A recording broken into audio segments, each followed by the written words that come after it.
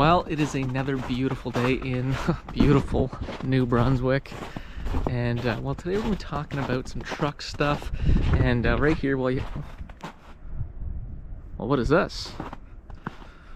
This is new. Is this a 2022 Chevy 2500 LTZ Duramax sitting in my driveway? You're goddamn right it is. And today we're going to have some fun with it, so stay tuned.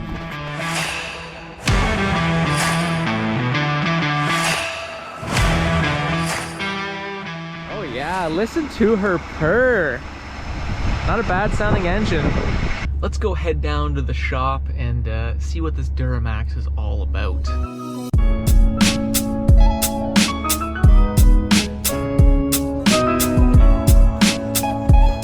Now, the most important part of this review is whether or not this truck can go through a Tim Hortons drive-thru. If it can't, well, it ain't gonna be very good in Canada. That's what I can say for sure. Awesome, thank you. She can fit through a Tim's drive-thru. We're gonna be okay.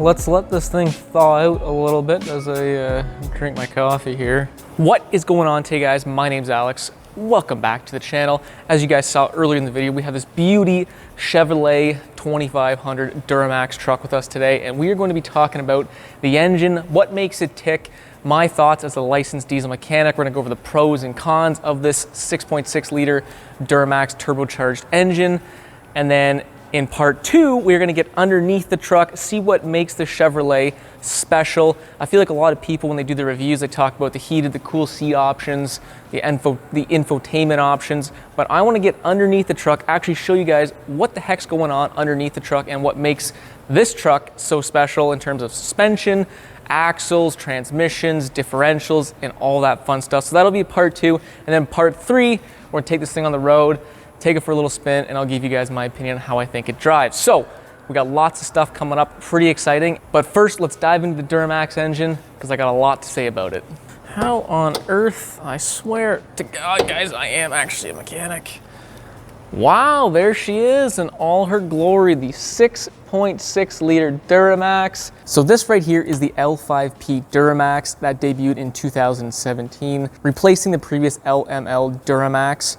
And this engine comes with an extra 48 horsepower as well as an extra 145 pound-feet of torque over the previous LML Duramax, giving this thing a total of 445 horsepower as well as 910 pound-feet of torque, which is a little bit impressive, and this thing moves pretty well down the road, I do have to say. So the previous generation of Duramax is the LML, ran from 2011 to 2016, and those engines unfortunately were pretty littered with issues, constantly having DEF problems or diesel exhaust fluid issues, lots of NOx sensors failing continuously, DEF pumps failing. But the number one issue that killed those older Duramaxes was the fueling problem. This was because of Bosch's CP4 fuel pump that was on these older Duramaxes.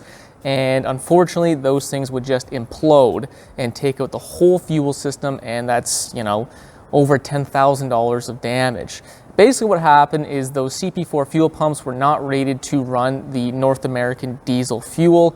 North American diesel fuel is ultra low sulfur diesel fuel. The sulfur is somewhat used as a lubricant, and those pumps with the ultra low sulfur were not getting enough lubricant, and what would happen is the pumps would slowly start to get metal shavings come off of it and eventually just implode and take out the whole fueling system. So it was a huge issue for GM, and I'm pretty sure there's still class action lawsuits against GM for those engines. So the good news is that GM smartened up a little bit and completely redesigned the fueling system on the newer L5P Duramax, including telling Bosch to hit the road and bringing in some new manufacturers.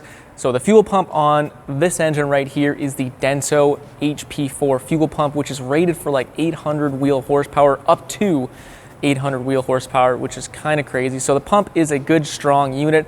And the good news is that these engines have been out since 2017, so a good 5 years of real world testing. And there has been little to no fueling issues in terms of with the pump. Not completely flawless, as we'll get into later in the video, but as for the pump itself, no major issues to report, which is good. Now, secondly, what GM did was throw the Bosch injectors right into the trash and replace them or pair them with the Denso fuel injectors. I believe they are the G4S injectors, and apparently those injectors can fuel up to 20% more fuel.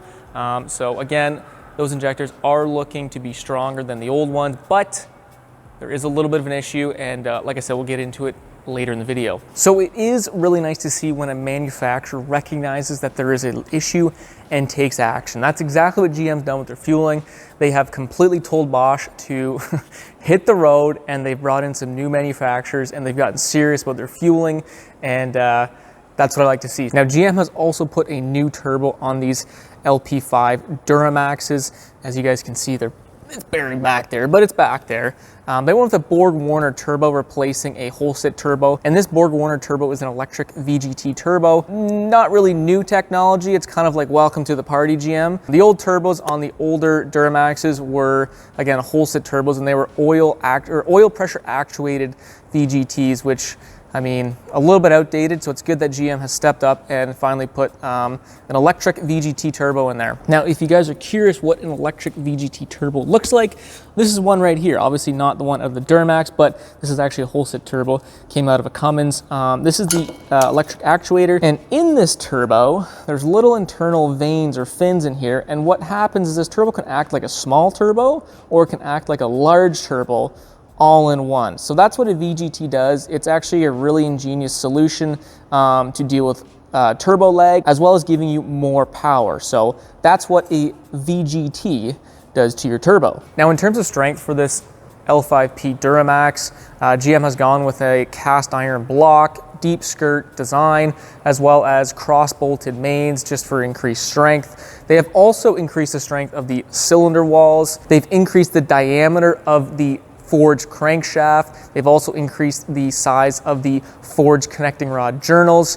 In fact, the journal caps are now a fractured cap, which is the strongest style of journal cap you can actually get. So GM really didn't mess around. They really did add some good strength to the bottom end of this engine, as well as the block itself. Now, lastly, in terms of strength in the rotating assembly, GM has implemented remelted aluminum pistons in there. What that means is the aluminum pistons, they're casted, and the bowl portion of the aluminum piston is actually remelted. And what that does is it makes the metal grain much finer, much stronger, and increase the strength also, as well as the longevity of the pistons. So once again, that adds to the strength of this Duramax engine. Another really nice thing GM did is the def fill neck used to be right around here, and they've actually, as of 2020, they've put it where it should be. Right there. Nice and easy. You don't have to pop the hood. I don't know why they ever put it over there, but they finally come to their senses and put it here, which is a good thing. Now, I think another thing that's noteworthy in terms of positives for this engine is the reliability. Now, I don't say Duramax and reliability in the same sentence too often. In fact, I know this is probably going to hurt some Duramax people. I used to always consider Duramax the worst engine option out of the big three pickup trucks. Obviously, Cummins was number one, POWERSTROKE number two, and then Duramax for me would always fall number three. And I think that was mostly because of the fueling issues of the past generation of engine and all the other issues that came with it. But over the 5 years this engine has been on the road, since 2017, there really have been no catastrophic component failures to report of at all. So dare I say that this Duramax engine looks like quite the reliable power plant. Another pro I like about this Duramax engine is the torque curve and how low it gets to its max or peak torque. This engine gets to its peak torque right around 1600 RPM, which is quite low for an over square engine. Now, what do I mean by that? Well, I've kind of beat this point into a pulp with my other videos. Basically what I mean is with a V8 engine, usually what you have is the bore of the cylinder is actually bigger than the stroke, called an over square engine. These engines do have many benefits, but one of the negatives is that they have a hard time naturally producing torque, whereas an engine like an inline six in your typical Cummins has a smaller bore and a longer stroke called an undersquare engine, and those engines just naturally have the mechanical advantage to make low-end torque very easily. So it is a little bit impressive that GM and their engineers have found a way to make the bottom-end torque in this over-square Duramax V8 engine very low. In fact, I think it's actually lower than the Cummins, dare I say.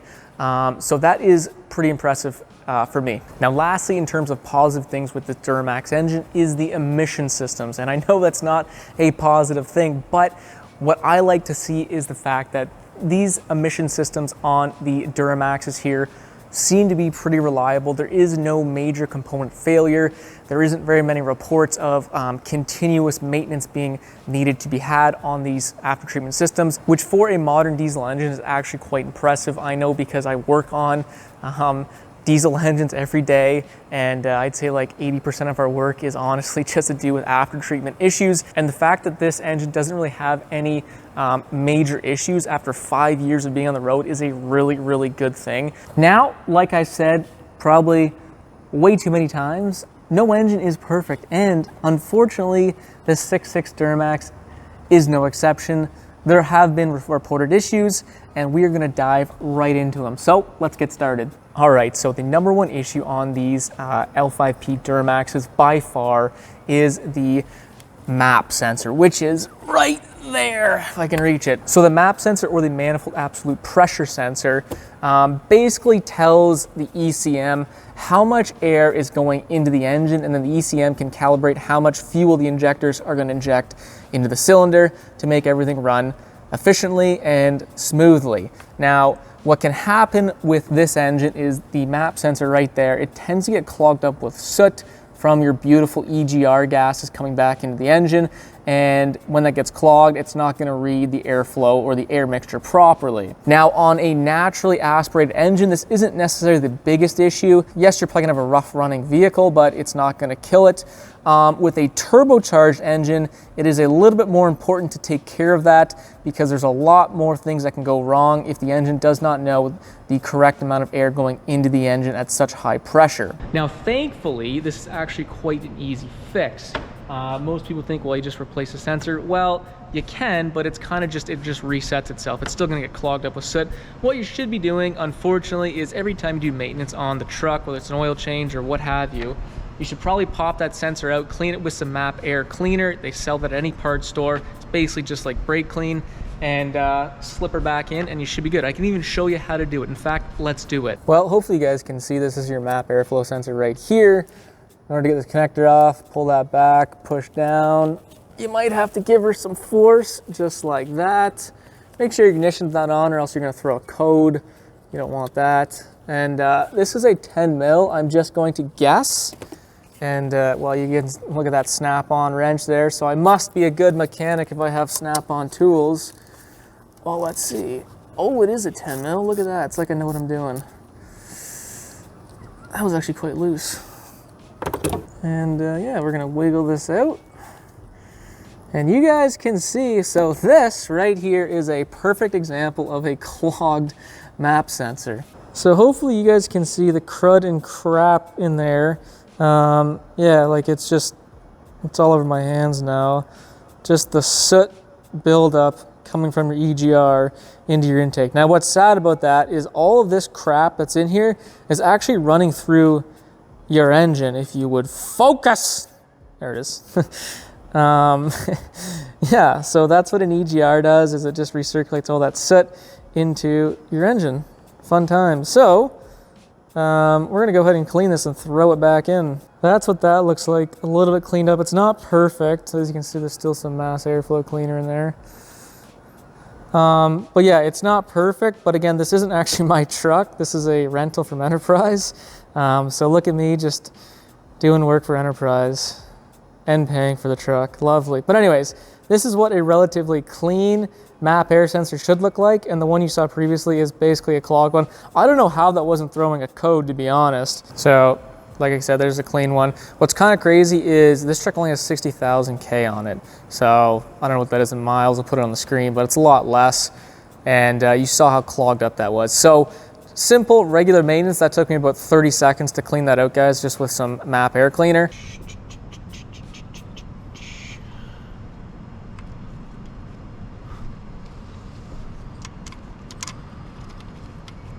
Expensive snap-on ratchet. There we go. And just like that, she's reinstalled and ready for another 60,000 K. Now, some common symptoms of a clogged MAP sensor include rough idle, engine hesitation, lack of power, and even a misfire eventually. Easiest thing to do, guys, is just check it out every now and again and then clean her all out, and you should be good to go. Now, the second most common issue on these L5P Duramaxes is the number 4 injector. Now, I know, Duramax people, when you hear the word injector, normally you run away. It's not that bad. Basically what happens is the number 4 injector connector, for whatever reason, just seems to have issues with it. And basically that's gonna cause a misfire. The ways to kind of get around that or even fix that seems to be that you have to use a gold-plated connector for that increased connectivity. I don't know why that connector itself is such an issue, but it is. So if you do run into that issue, I believe the code is P0204. It's gonna mean a misfire on number 4 cylinder. Other things that could happen is your ABS StabiliTrak lights are gonna come on, as well as obviously rough idling, hesitation, rough running engine, all of the above. So that number 4 injector, unfortunately, does seem to be a little bit of an issue. I know GM, Duramax people, the injectors have just been a nightmare for you guys ever since the debut in 2001, but this really isn't the worst of the injector problems. Another issue that seems to be popping up around these Duramax engines is the DEF header. Now, I know I said that there was really no after treatment component failures, and well, hear me out. So the DEF header issues seem to be quite rare, and they seem to be only in the, let's say, northern hemisphere, places where you get a harsh winter, like where we are right now in Canada. Basically, DEF or diesel exhaust fluid freezes at minus 11 degrees Celsius or 12 degrees Fahrenheit. And in order to not have that happen, you have to have a heated DEF tank as well as heated DEF lines. And in that heated DEF tank, there's a DEF header, and sometimes that can fail. So if you are in the northern climates, just something to be aware of. But if you are, down in the mid to lower states, which a lot of people are, it really is nothing that you guys have to worry about. All right, so the number 4 issue has absolutely nothing to do with the stock engine in and itself, but I thought I would talk about it, is the tunability of these Duramax engines. Now, specifically, obviously, with the LP5 engine. When it first came out in 2017, they said that the ECM could not be cracked. In fact, well, it's not true, but it did take a number of years for a tuner to actually finally crack ECM for these things to be able to be deleted. You can delete them, obviously, but there are only a number of tuners who can do it, so you don't really have that much choice, as well as the fact that it is extremely expensive. I think it's running like 5,000 bucks for a delete tune, and then let alone the labor to actually take the stuff off if you don't do it yourself. So it can be done, but tuning these engines can be quite expensive. Now, there are tuner options to keep the after treatment system on, which I've heard can run up to about 600 rear wheel horse, which is pretty powerful. Would I want to do that with an after treatment system? Absolutely not. They are riddled with enough problems with a stock power engine to begin with. I would not want to be tuning them up by any means, because you're going to run into problems and then you're not going to have any warranty, but that's a different conversation for a different day. But those tuners with the after treatment still on, there's a lot more options, but they are still quite pricey. When in comparison to, let's say, the Ram, the Cummins tunability is a lot easier, it's cheaper.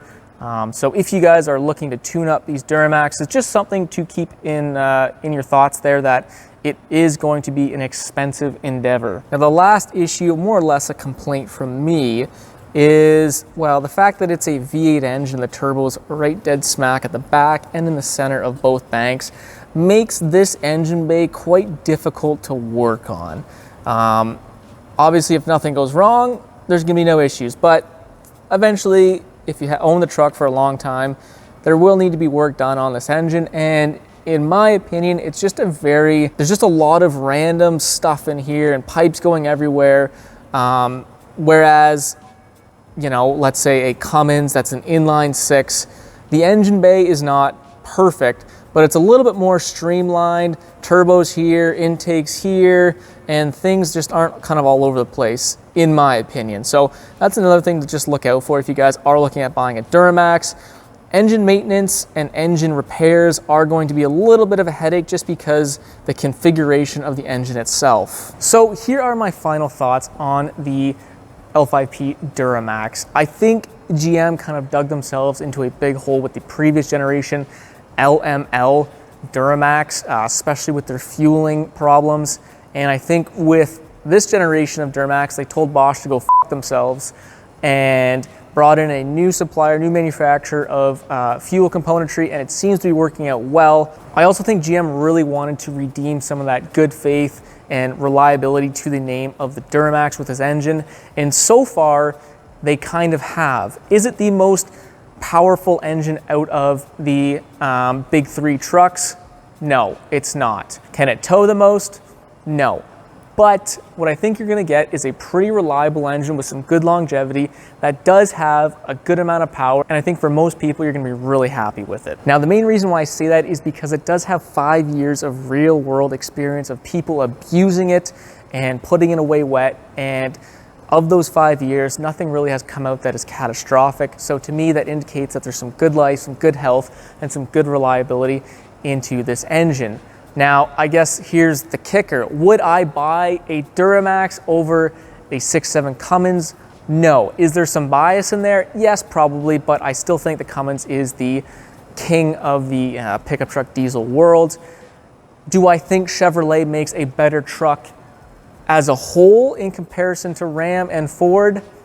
Maybe. So that's my opinion as a diesel mechanic when it comes to the L5P Duramax. As always, I'm always curious in what you guys have to say, and I always love reading your comments, so let me know what you think.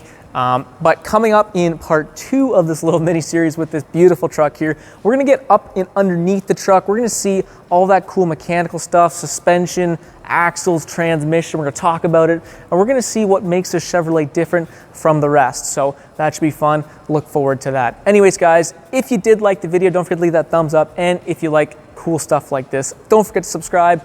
Got lots of cool stuff planned. So anyways, enough of me. We'll see you in the next freaking video.